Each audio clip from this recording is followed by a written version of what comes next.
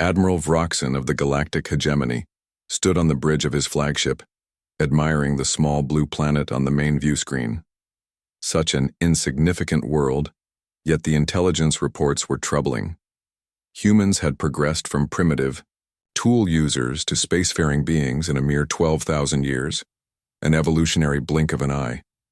Begin the standard procedure, Vroxen commanded. Deploy 3 warships to their moon. Send the ultimatum. The hegemony had conquered over 400 planetary systems using the same approach. Overwhelming show of force, demands for submission, followed by limited orbital bombardment if resistance was encountered. No species had ever withstood beyond Phase 3 of the Conquest Protocol. Lieutenant Krull approached with a datapad. Sir, preliminary analysis suggests unusual warfare patterns in human history. Explain, Vroxen said, his 6 eyes narrowing. Most species develop weapons as needed.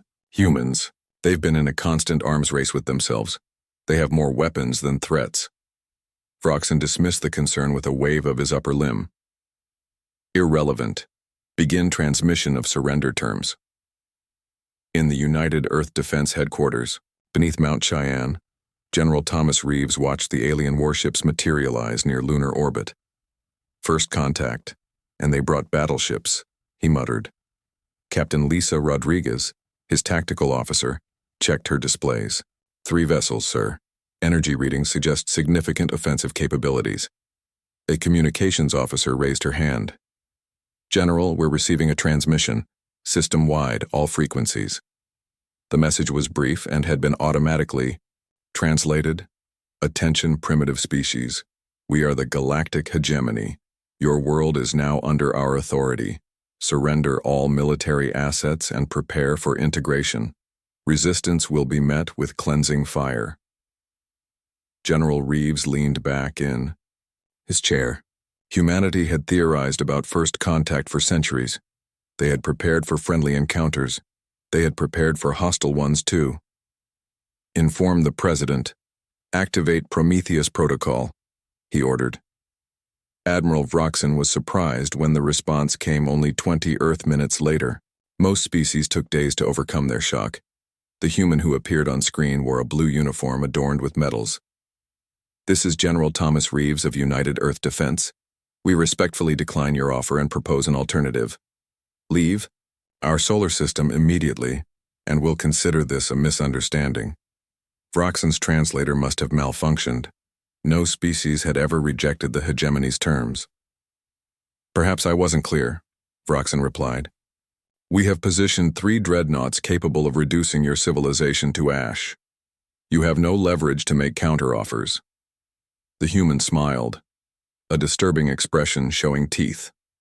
3 ships isn't a war fleet. It's a sales demonstration. The transmission ended. Arrogant vermin, Vroxen hissed. Commence Phase 2. Target their largest military installation with a precision strike. In Earth orbit, stealth platforms that had been positioned years earlier for exactly this scenario silently activated.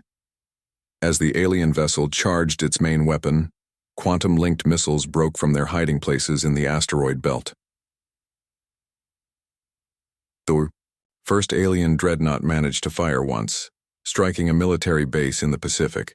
Before 6 missiles impacted its hull simultaneously, the vessel didn't explode. It simply ceased to exist as its atomic structure was converted to energy. Vroxen watched in horror as his lead vessel vanished from sensors. Impossible, he screamed. How did they? He composed himself. Launch all fighters. Prepare full bombardment protocol. Lieutenant Krull appeared at his side again. Sir, we're detecting unusual energy signatures throughout the system. There's something embedded in their asteroid belt. And readings from their planet suggest they've had quantum technology for decades. Why didn't we know this? Vroxen demanded. They kept their most advanced technology offline until now. They were waiting for us. General Reeves watched the tactical display as Earth's defense grid came fully online.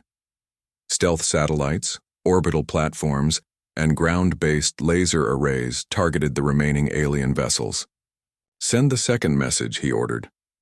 Admiral Vroxen received the transmission as his fleet scrambled to defensive positions. The same human appeared, but his demeanor had changed. "You fired on Earth soil. You should know something about us. In our history, we've nearly destroyed ourselves dozens of times in conflicts between our own nations. We've spent millennia perfecting the art of war against ourselves. We were born in violence and forged in conflict." Vroxen felt a chill as the human continued. "We've been watching the stars for centuries, Admiral. We detected your scouts 20 years ago. We've been preparing while you thought us blind. You brought 3 ships to conquer a world that has fought over 10,000 wars against itself." The human leaned forward. "You wanted to find out what we're capable of, now you will." The second alien vessel disappeared in a flash of light as Earth's quantum torpedoes found their mark. The third managed to open a jump portal but not, before sustaining critical damage. 3 standard months later, the Galactic Hegemony Council convened an emergency session.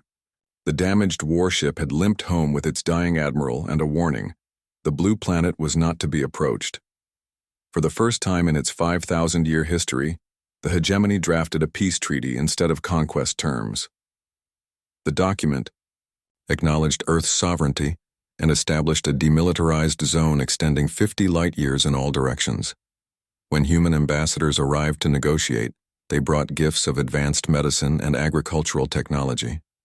They also brought detailed star charts showing the positions of 17 human battle fleets already deployed throughout hegemony space, ships that had been lying dormant, waiting, since before the initial contact. The humans had a saying that soon spread throughout the galaxy: "If you stick around and find out." The hegemony had done the former. Now they understood the latter. Earth didn't want an empire. They simply wanted peace. But they had prepared for war in ways that terrified the galaxy. Within a decade, the once mighty hegemony had dissolved, replaced by a galactic confederation with Earth as a founding member. When asked why humans hadn't simply annihilated them, Ambassador Reeves, formerly general, had answered simply, "Because that's not who we choose to be, but it is who we could become if pushed too far." The galaxy learned: never mistake humanity's preference for peace as inability to wage war.